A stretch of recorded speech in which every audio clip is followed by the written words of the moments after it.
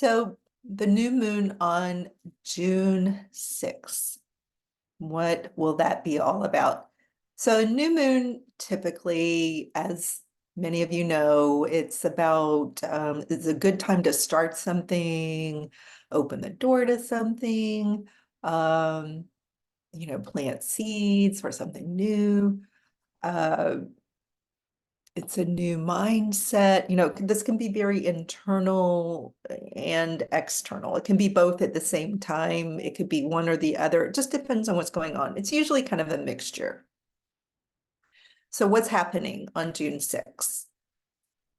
First of all, keep in mind that from my point of view, astrology, even though it's happening in the big world out there and beyond in our solar system and beyond even, that we can really only cope with it on a very personal, scaled down level. It gets too big for any one human to even follow, comprehend, and cope with the enormity of planets way out there. It's better. And also psychologically, I think it can be debilitating to think of these things out there controlling you. That's not how it is. That's not what's happening. It's really, in an interesting way, happening inside of you. And that's where you have more control. This is where you have agency. You're the captain of your own ship, so to speak. And so the new moon is happening in Gemini. And there are several things influencing this new moon. And so that's what we're going to talk about. Thing number one is this interesting polarity that we're seeing polarity all over the place in our world right now. Our internal world being polarized internally, torn between things or amongst many things, and that brings on this feeling of confusion, not being able to decide, not being sure. And that's a very that feeling can be very uncomfortable for people. It doesn't mean it's a bad state of mind to be in. It just means it's uncomfortable for us because we have been acculturated and taught that one should be very either or, and that the world should be very either or, and there's usually a good and a bad, and a right way to do things and a wrong way to do things. And that's very simplistic. And for many, many, many, many, many, many years, humans have been, I think it's just been easier to teach ourselves and each other that this is just the simplest, best way to be.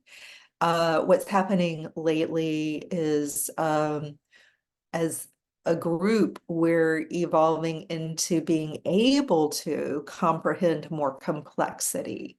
So this big shift in consciousness that people are talking about out there, and if you've heard any buzz about that, a lot of it has to do with exactly this, that you are now able to comprehend yourself and your life and the world and the way you navigate your behaviors and your actions in a more complex way. It's new territory for pretty much like 99% of us. This is very new territory. And especially if you live in a Western culture, even Eastern cultures struggle. Eastern cultures still have a very like, this is right, this is wrong. So they're not immune to it. But I grew up in the West, so I can best speak to Western thinking. But I know just the little bit that I know about Eastern thinking, it can be very either or as well. The philosophies, like some of the higher philosophies in the East, consider complexity. Even in the West, that's true. From a more philosophical standpoint, people have been trying to think more in a more complex way. But getting back to you in your life, what's the discomfort you feel is, if you feel any discomfort at all, is this growth into thinking in a more complex way, because it's no longer seems doable to do this or that thinking, right and wrong thinking. I'm this or I'm this way over here. I have to identify this, and that means I'm anti this. It's this also, there's a lot of judgment in that thinking and a lot of cruelty in that way of thinking.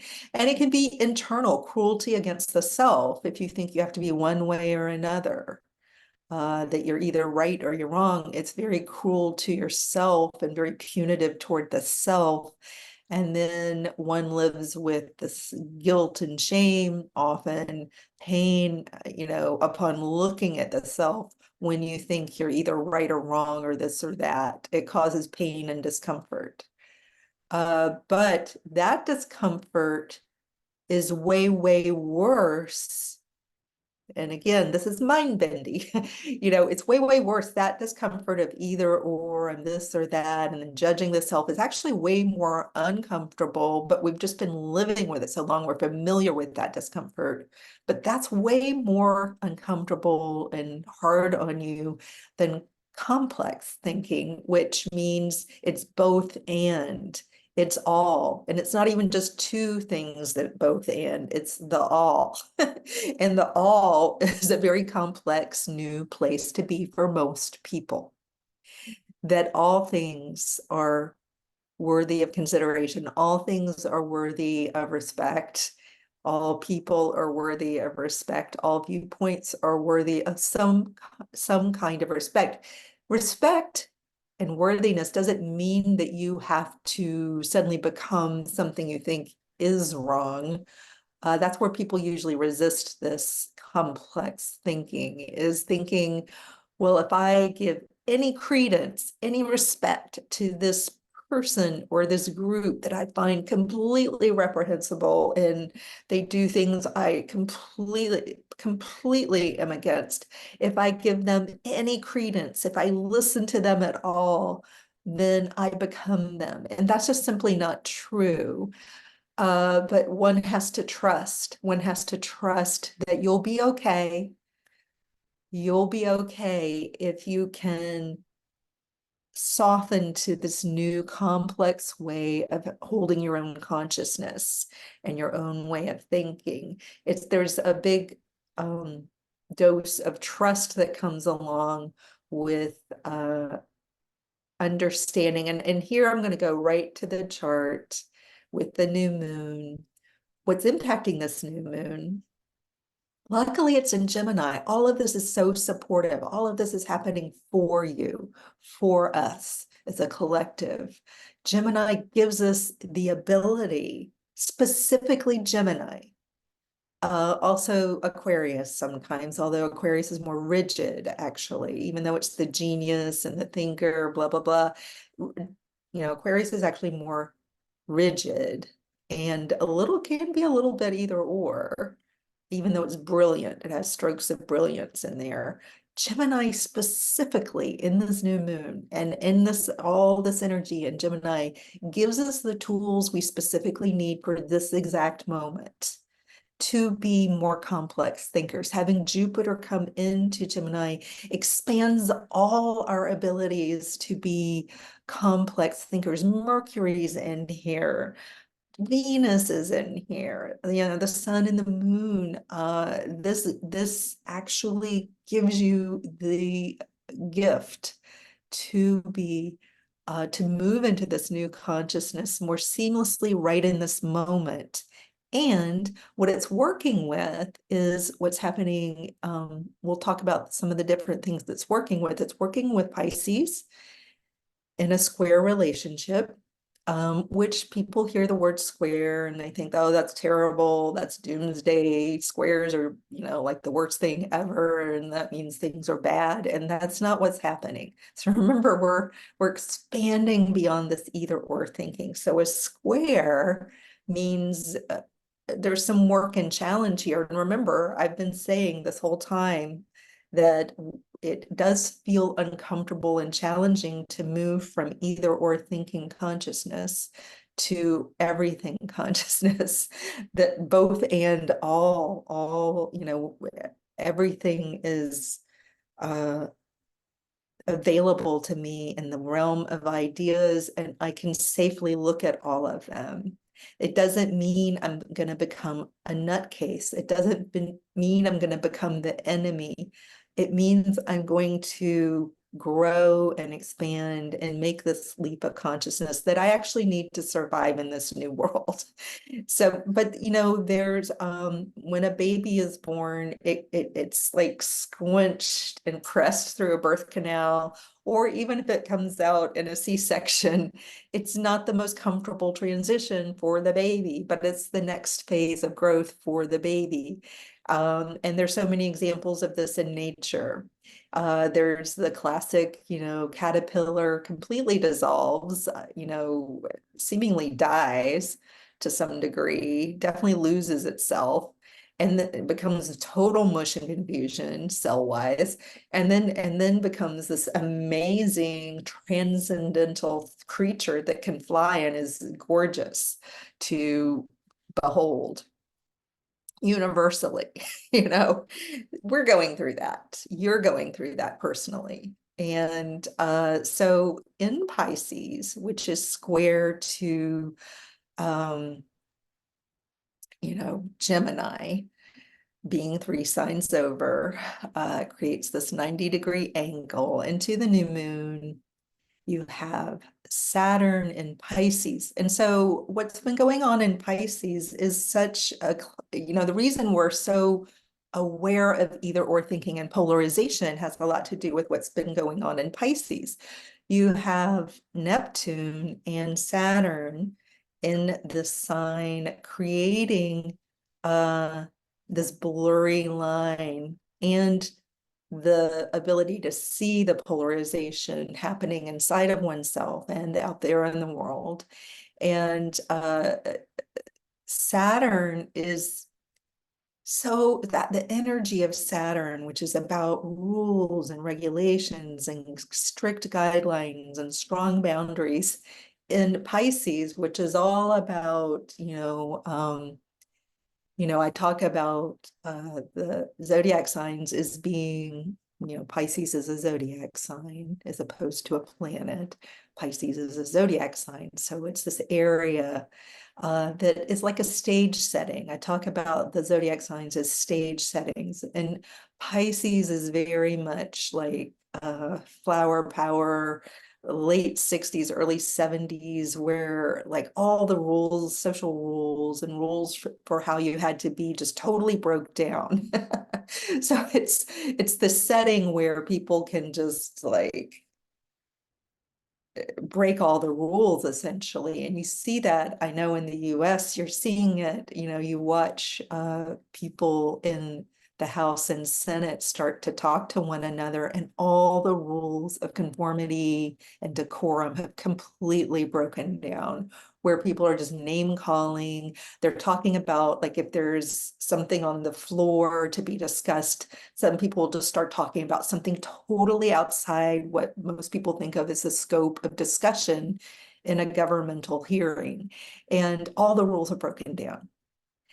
This is crazy making for everyone because we think there should be rules. There have been rules, and that's what seems to hold things together. And I'm not celebrating the people who don't get me confused with. I'm not celebrating the people who are just being nonsensical. I'm not celebrating that at all, but I'm just pointing out you see it out there. Now, inside of you, what's painful during this time is the feeling that things should be a certain way. And why aren't they this way? The pain comes from things should be a certain way and they're not the way they should be. That way of thinking is very, very painful. For example, when you bring it down to a personal level, when you think, I should be more disciplined, I should have more self-discipline, and then you are seeing evidence that you don't see this definition of self-discipline you're seeking and you think you should have. You're holding up some, I would say, false paradigm in your head about what self-discipline actually is, what it means. You're placing a certain amount of importance on this concept of self-discipline. If you don't see it, that exact definition and picture of it in your life, the way you want it to be, it causes internal pain. Tell me where I'm wrong. And that may not be your issue. Maybe you feel you do have a lot of self-discipline. So maybe your issue is, when I do all these things that I'm supposed to be doing, the people around me and life should be falling in line. People should love me for this. Everything should be working for me because I have all this self-discipline. Why are things not working out? Why is the world not cooperating with me when I'm doing everything right? That causes pain when we look at things that way. So there's personal suffering when we think there are rules and things should look like this, there are boundaries and they should look like this, and they're not that way. And there's confusion and murkiness there, and things seem to be breaking down and not working the way you think they're supposed to. It just causes personal suffering. The new moon allows you to look at this and see it more in a more neutral way, in a more complex way. You can back up in one of my June forecasts, I forget which. It may have been the one where I did kind of the first few days of June, or it may have been the overview. I don't remember which, but I think possibly it was when I was looking at the first week of June. I talk about your consciousness, and you have these different levels of consciousness and different places or viewpoints you can adopt inside your own mind. And if you imagine your focal point and your, like, where you actually are in your mind as a bird, you can direct your bird to fly to different focal points or branches in the tree of your mind. Think of, your brain has almost like a tree design if you look at it. So the bird of consciousness, your own bird of consciousness, can fly. And you can tell it where to fly. You're in charge of that bird. You're in charge of your focal point and which viewpoint you choose. When you direct it to fly to this Gemini branch of the new moon, you have this very powerful, and some of this will just happen for you naturally because the whatever is happening in the cosmos is supporting complex thinking and the ability to see things in a new light. You can see where things are broken down, old rules of the way you think, old rules of the way you do things are totally breaking down. And there's some pain there because you're like, now what? Some people can feel kind of hopeless or like, I have no idea what to do. I'm lost because nothing works the way it's supposed to. But under this new moon, you can intentionally tell your bird of consciousness to fly to the branch of this new moon and kind of a more neutral observation deck in your own mind and look at like, where have the rules I thought worked in life, in myself, the way I used to be, as opposed to the way I am now that I don't understand. Just to look at it a little more neutrally without pain, without judgment, and to ask questions like, what if this is good? And I laugh because, there are going to be things that you think are wrong with you and the world and what's happening in your life. There are going to be a lot of things for most people that you think are not happening the right way. And to fly, intentionally tell your consciousness to go to a focal point at this time of the new moon and to say, what if all of this is good? What if everything I think is wrong is not necessarily right, but neutral? Like it doesn't have the power of being wrong. And again, just to clarify, we're not talking about hardcore things like murder. We're not talking about murder being okay. We're talking about everyday life kinds of things. Murder's not okay. Murder in cold blood, stealing from people, intentionally hurting people is not okay. Like there's certain ironclad universal rules like murder and stealing that are absolutely not okay. Not okay. Now, so we're going to leave those there. So these absolute heinous, horrible crimes against humanity, we're going to put those on a shelf. We are not considering that. We're not considering child molestation or rape to be okay. That's not okay. So we're going to take these there's some hard, fast 10 commandment. I only know, I grew up in a Judeo-Christian background, so I know them as 10 commandments. We're going to take the 10 commandments and put them on a shelf, knowing those are sacred. And the 10 commandments exist in pretty much every society out there. So yes, they're called the 10 commandments in a Bible, but they're in almost pretty much every religion and philosophical viewpoint in any society. We're going to take all these sacred, universal, these are indeed bad, put them on a shelf and as the sacred shelf and say, yeah, those are still bad.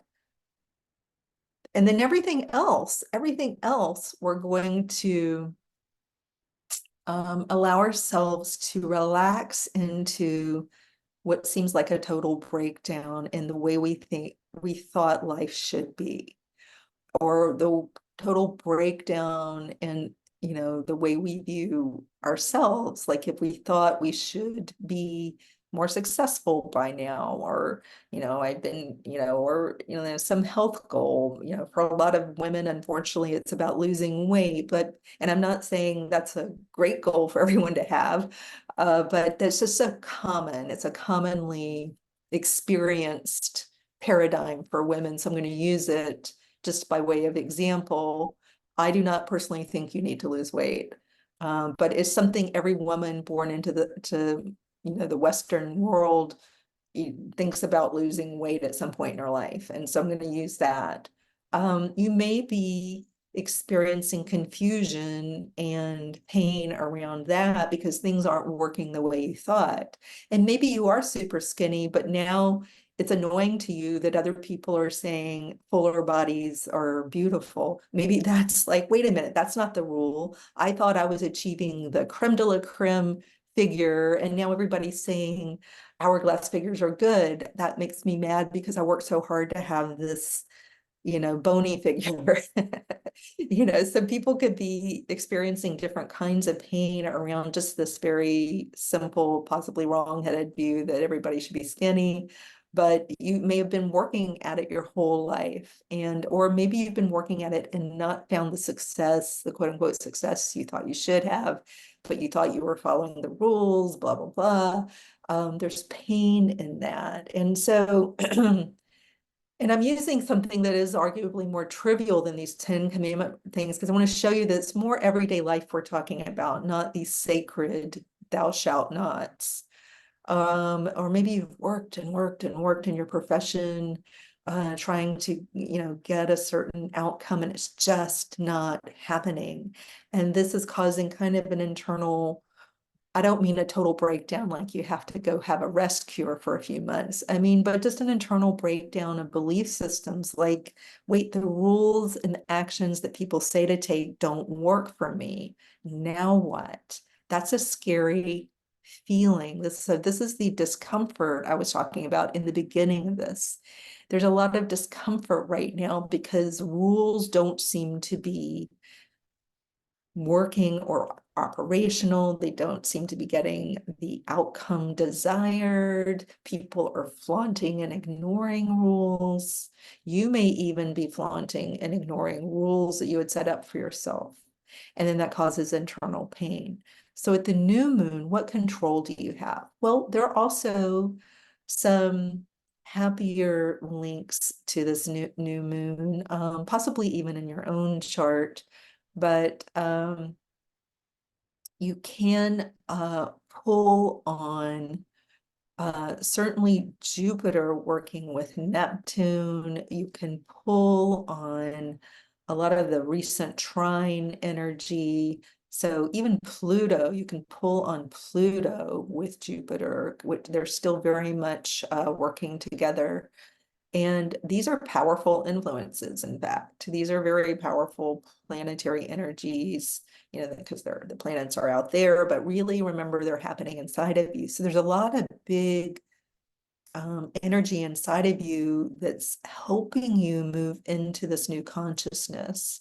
So if you want to change your life on a very mundane level, meaning outcomes for yourself, goals that you might have, you can use some of these nicer alignments to actually create some powerful change, but it will involve looking at things in a new way, thinking about things in a new way. That has to be a part of this new moon.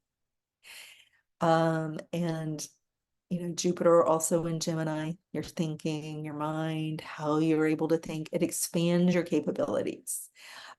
Working with Pluto in Aquarius, no less, it expands and deepens your ability to find your own genius and your own authentic way of viewing the world. You were born with your own unique viewpoint. Minus all social conditioning, you actually have a unique viewpoint and an authentic way of being in the world. The current astrology helps you find that. And here's the tricky kind of twisty thing. Part of developing this new way of looking at things involves going into your heart and your compassion. So your heart center is kind of the center of your being where you are more able to expand. So part of this new moon is not just like brain exercises and doing logic. It's about using the connection from the brain to the heart and expanding how you look at things through this center of energy right here. And when you can expand the center of energy right here, you'll find when you do that, when you focus on doing that, and you bring your focal point down here, that it's really unique and different. It's going to feel strange, but that's where you'll have an intuitive experiential sense of this expansion of consciousness. So allowing logic to relax a little bit and to move into this other way of comprehending yourself, the world, challenges through this center of your being. There's something about this area in your body that seems to, I've talked about this before, it seems to plug into your higher consciousness, and your higher consciousness is what's plugged into something even greater than yourself, the highest consciousness. So it's using what we sort of think of as mind body, even though this is a part of your mind down here, and this is actually a part of your body. So, you know, your head is actually a part of your body. Your brain is actually a part of your body. But we think of this as mind, but this is actually mind too. But you have to do, you don't have to do anything, but you could understand and kind of direct yourself and intentionally bring your focal point for comprehension down here sometimes. When you do that and you practice it, you find that's where expansion just happens. Is you don't even have to make it happen. Just bringing your focal point down here. You can do this in less than 3 seconds when you practice it. When you first practice it, it may take longer, but I'm talking in terms of seconds, not minutes or hours. You just keep, and for people who are really like, I do not know what you're talking about. I don't know how to do that. I can't do that. People say that all the time. You're just kind of stuck in an old paradigm. The way you do it is you can just kind of place your hand here. And in the moment here, if you feel the connection between your hand and your chest, you brought your consciousness down here. Just remind yourself that you have a body. Remind yourself there's something here. It's your heart is back in there. And there's something here that expands your consciousness. So just the simplest way without doing anything else, is just from time to time, just place your hand here. When you're like, I'm stuck up here and it's painful and I'm confused, just bring your hand here and then breathe a couple times. And I'm talking less than a second, less than 3 seconds. You can do this very quickly. Just keep practicing it. Keep coming back here. You can do it. And for those who've been doing a little more meditation in your world, you could just keep doing more of that, but specifically bring your focus here.